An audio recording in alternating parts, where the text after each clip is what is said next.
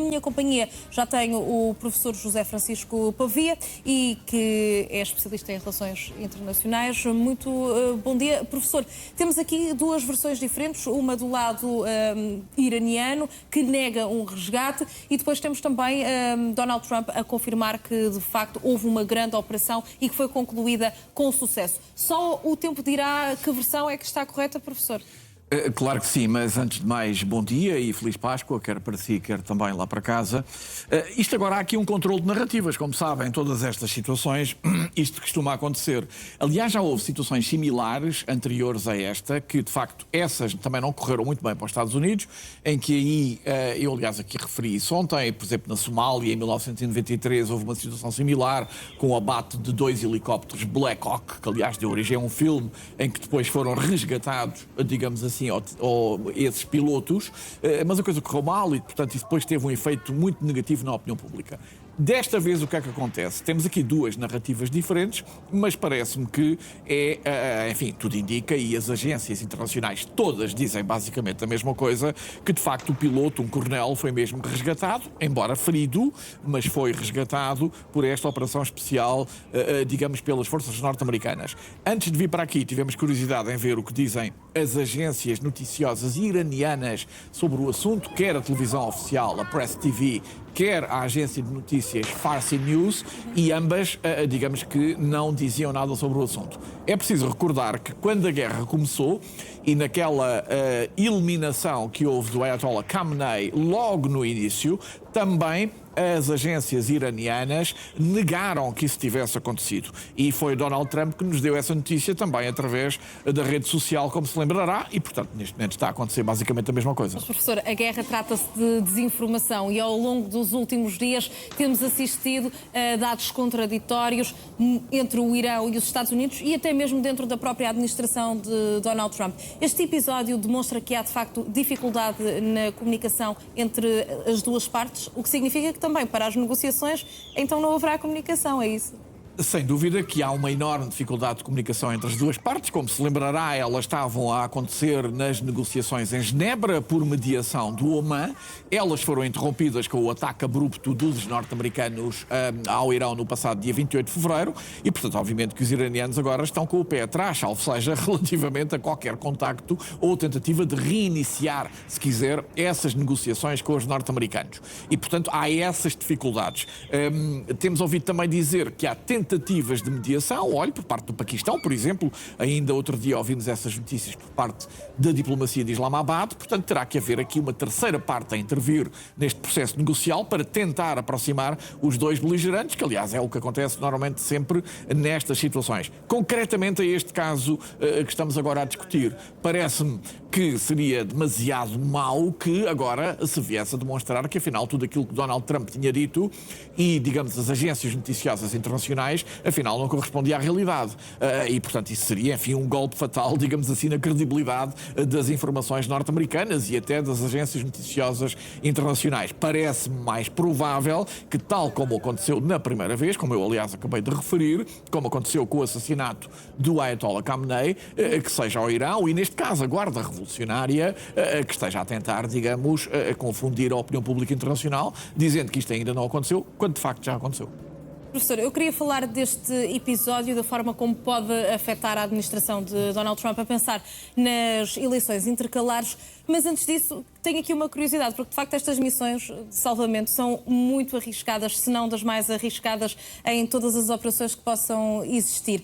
Este piloto, para conseguir sobreviver às condições mais extremas, também no fundo escapar ao inimigo, conseguir esconder-se do regime iraniano e regressar em segurança, demonstra muita resistência. Isso. E todos estes militares são preparados para qualquer eventualidade. Claro que sim, há sempre esse perigo. Isto, aliás, como repito outra vez, já aconteceu várias vezes. Olha, na Bósnia também aconteceu, durante as incursões da NATO nas guerras da Jugoslávia, na Somália, como acabei de dizer, aquele episódio em Mogadíscio, e, portanto, isto acontece com alguma frequência. E, portanto, obviamente que os pilotos estão, digamos, preparados para este tipo de situação, para, no fundo, sobreviver em território hostil, no fundo, atrás das linhas inimigas, como se costuma dizer, trazem consigo comunicadores operadores que podem, digamos assim, dar a sua localização exata para que depois possam ser resgatados. Não se esqueça que eram 2 que estavam a pilotar este F-15. Um foi imediatamente resgatado, como sabe. O outro é que, digamos, andou aqui durante algum tempo perdido e aparentemente estava ferido, mas foi, segundo notícias que tivemos também muito recentemente, a CIA que disse exatamente às forças de resgate norte-americanas onde é que estava, digamos, o indivíduo, e foram depois estas que o foram buscar nesta operação também arriscadíssima, que normalmente é sempre conduzida por forças especiais ou Delta Force, coisas do género, que de facto, no fundo, avançam. Mas mesmo essas operações às vezes podem correr mal. Lembremos outra vez daquilo que aconteceu em 1993 em Mogadíscio, que aliás levou a que as forças norte-americanas retirassem da Somália. Na altura Bill Clinton era o presidente, e isso tivesse um impacto fortemente negativo na opinião pública norte-americana. Imagine, Madalena, que acontecia uma coisa similar agora e que este piloto era aprisionado, digamos assim, pelas forças do Irão. Obviamente que seria utilizado como arma de guerra e de propaganda pelo Irão, não tenho a menor dúvida. Como moeda de troca. Era por aí que eu queria levar a conversa, professor, porque havia uma corrida contra o tempo para ver quem é que chegava primeiro a este sobrevivente ou a um eventual corpo. A questão é, se os Estados Unidos não o tivessem encontrado e o Irão tivesse sido o primeiro a fazê-lo, isso iria mudar a percepção da guerra para os Estados Unidos?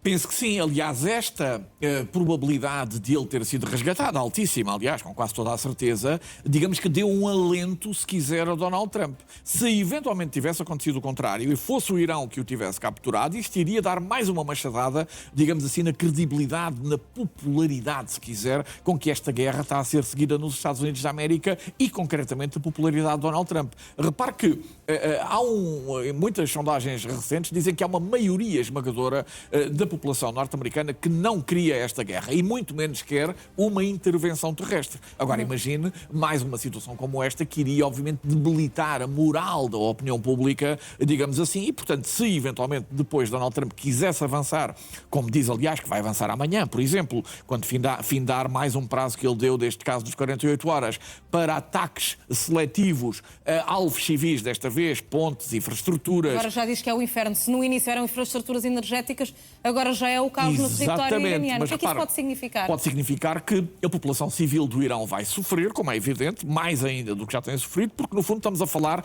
de pontes, de fábricas, de infraestruturas energéticas, sejam elas centrais térmicas ou centrais nucleares, como aliás acabámos de ouvir, ou até as infraestruturas petrolíferas que no fundo abastecem o Irão e dão no fundo o alento daquilo que ele vive, que grande parte das exportações do Irão, como sabe, são hidrocarbonetos, e portanto tudo isso vai ter um efeito muito significativo. Mas tudo isso são crimes de guerra. Porque repare, se nós dizemos a mesma coisa relativamente àquilo que os russos fazem na Ucrânia, obviamente que aqui não poderá ser diferente. E portanto depois levanta-se mais este coro, digamos assim, de infrações sucessivas àquilo que diz o direito humanitário e o direito internacional. Donald Trump lidera uma democracia. Como é que vai justificar aos norte-americanos que, aos olhos de todos, está a cometer crimes de guerra?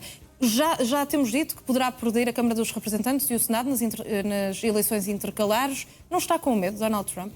Bom, está com tanto medo como está Netanyahu. Netanyahu também lidera uma democracia. Sim, ainda há eleições primeiro também. E há eleições primeiro. E repare, Netanyahu já tem um mandato de captura internacional pelo Tribunal Penal Internacional, mas aí é porque a Palestina admitiu, digamos assim, a abrangência do alcance jurídico do Tribunal Penal Internacional. Aqui, neste caso concreto, nem o Irão nem os Estados Unidos da América fazem parte do Tribunal Penal Internacional. E, portanto, pelo menos por aí, Donald Trump, digamos que escapará a um eventual mandado de captura. Mas, obviamente, que em termos internacionais e da imagem dos Estados Unidos, obviamente que isto debilita imenso, digamos assim, essa imagem. E, nomeadamente, em termos internos, que era isso que estava a perguntar, neste momento existe uma convergência, digamos assim, republicana. O Senado é dominado pelos republicanos, a Câmara dos Representantes é dominada pelos republicanos, a Presidência, obviamente, é republicana e mesmo o Supremo Tribunal tem uma maioria de juízes que, teoricamente, são, digamos, mais próximos das ideias de Donald Trump. Não é sempre assim acontece, como já vimos. Sim. E, portanto, o que é que pode acontecer nas intercalares em novembro?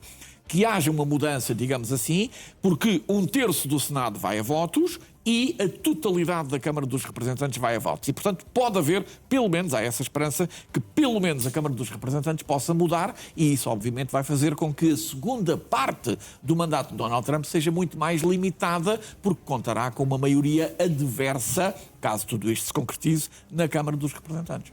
Já agora, e recuando aqui um pouco na conversa, quando falávamos da questão do piloto, sabemos que os norte-americanos têm muito as emoções à flor da pele naquilo que diz respeito à morte de militares, e isso tem sido assim ao longo da história dos Estados Unidos, com a morte de oficiais, de quem quer que seja, de soldados.